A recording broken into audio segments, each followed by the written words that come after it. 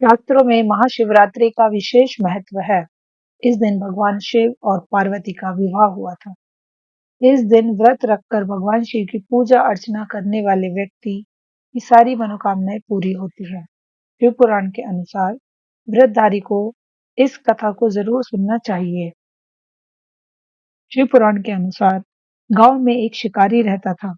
वह पशुओं को मारकर अपना परिवार चलाता था। धन की कमी के कारण उसे एक साहूकार से कर्जा लेना पड़ा, जिसे वह समय से चुका नहीं पाया, जिसके कारण साहूकार ने शिकारी को पकड़कर शिव मठ में बंदी बना लिया। जिस दिन उसने ऐसा किया, वह दिन शिवरात्रि का था। साहूकार के घर हो रही शिव कथा को शिकारी ने सुना। शाम होने पर साहूकार ने शिकारी से कर्जे के बारे में बात की। शिकारी ने अगले दिन पूरा कर्जा चुकाने की बात करके अपने आप को छुड़ा लिया। अगले दिन शिकारी जंगल में शिकार के लिए निकला, लेकिन साहूकार का बंदी बना रहने के कारण वह कुछ खा पी ही नहीं पाया था। उसने बेलपत्र के पेड़ पर अपना पड़ाव बना लिया ताकि वह शिकार कर सके। उस पेड़ के नीचे एक शिवलिंग था जो बेलपत्रों से ढका हुआ था। शिकारी को उस शिवलिंग के बारे में पता नहीं था। अपना पड़ाव बनाते समय कुछ टहनियां शिवलिंग पर गिर गई। इस प्रकार पूरे दिन भूखे प्यासे शिकारी का व्रत भी हो गया और संयोग से उसने शिवलिंग पर बेलपत्र भी चढ़ा दिए। रात का एक पहर बीतने के बाद एक गर्भिणी मृगी उस पेड़ के पास तालाब पर पानी पीने के लिए पहुंची। जैसे ही शिकारी ने धनुष पर तीर चढ़ाया, मृगी बोली, मैं गर्भ से हूँ, जल्दी ही मुझे प्रसव होगा।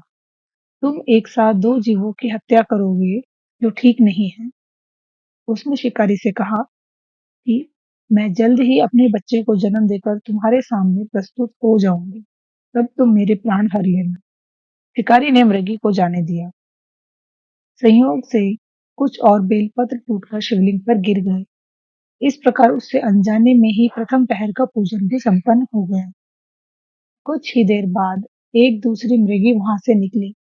शिकारी की खुशी का ठिकाना नहीं रहा और उसने धनुष पर बाण चढ़ाया। तब उस मृगी ने निवेदन किया कि अभी मुझे जाने दें, मैं अपने पति से मिलकर जल्दी ही तुम्हारे पास आ जाऊंगी। शिकारी ने उस मृगी को भी जाने दिया। रात्रि का आखिरी पहर भी बीत रहा था। इस बार भी उसके धनुष से लगकर कुछ बेलपत्र शिवलिंग पर जा गिरे और दूसरे पहर की पूजा भी संपन्न हो गई। तभी एक और हिरनी अपने बच्चों के साथ उधर से निकली। शिकारी ने धनुष पर तीर चढ़ाया।